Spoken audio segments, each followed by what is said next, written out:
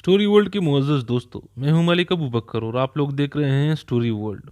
دوستو، آج ہم آپ کو لیس کی کہانی اس کی ماں کی زبانی سناتے ہیں۔ ویڈیو شروع کرنے سے پہلے نئے آنے والے دوستوں سے گزارش کی جاتی ہے کہ چینل کو سبسکرائب کریں اور بیل آئیکن کو پریس کریں اور ساتھ میں ویڈیو کو ضرور لائک کریں۔ لیس کا ایک ہی خواب تھا، ایئر فورس کا فائٹر پائلٹ بننا۔ بچپن ہی سے اسے جہاز جمع کرنے کا جنون تھا۔ ہر 7 ستمبر کو وہ پاپا سے ضد کر کے پی اے ایف کی نمائش میں جاتا اور مختلف جہاز دیکھ کر جیسے سحر زدہ ہو جاتا۔ ایف ایس سی میں 890 مارکس لے کر اس نے ایئر فورس کی جی ڈی پی کے امتحان کی تیاری شروع کر دی۔ پیپرز کا رزلٹ آیا تو لیس کا سلیکشن ہو چکا تھا۔ جب وہ سال پوری اکیڈمی پہنچا تو اس کے لیے اس سے زیادہ خوشی کا دن کوئی نہیں تھا۔ ہر لیکچر کو غور سے سننا، اس کے نوٹس لینا، ہر ایکسرسائز میں بہترین کارکردگی دکھانا اور ہر امتحان میں فرسٹ آنا اور اپنے آپ کو جلد از جلد جہاز اڑانے کے قابل بنانا، بس یہی اس کی زندگی کا مقصد تھا۔ جلد ہی وہ دن آ گیا جب اس کو پہلی بار جہاز اڑانا تھا۔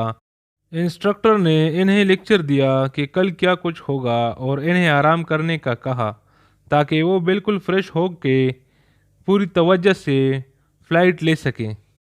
سب سو گئے لیکن لیس کی آنکھوں سے نیند کوسوں دور تھی۔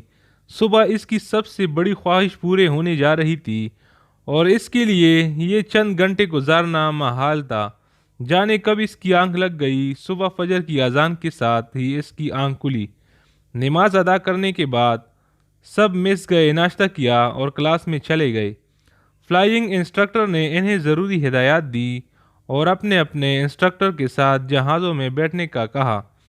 سب لوگ فلائنگ سوٹس پہن کر کاکپٹ میں بیٹھ گئے تو انسٹرکٹرز نے انہیں فلائنگ کا اشارہ کیا۔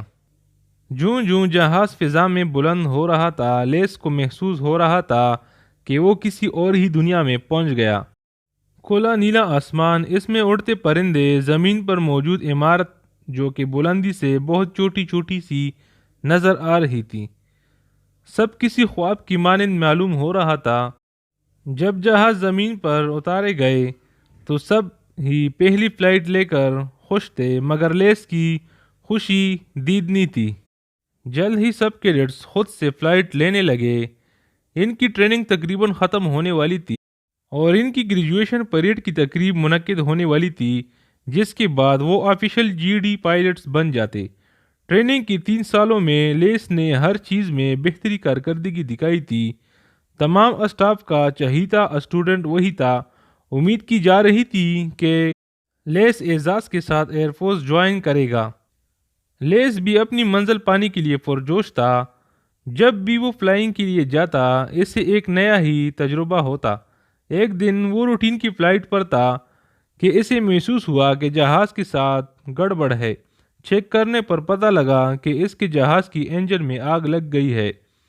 اس نے کنٹرول ٹاور میں بتایا تو اسے ہدایت دی گئی کہ جہاز کو آبادی سے دور لے جا کر اس سے ایجیکٹ کر جائے اور اپنی جان بچا لے۔ لیس نے ایسا ہی کیا، مگر ابھی وہ آبادی والے علاقے پر سے گزر ہی رہا تھا کہ جہاز نے آگ پکڑ لی۔ لیس کے لیے یہ ایک مشکل وقت تھا۔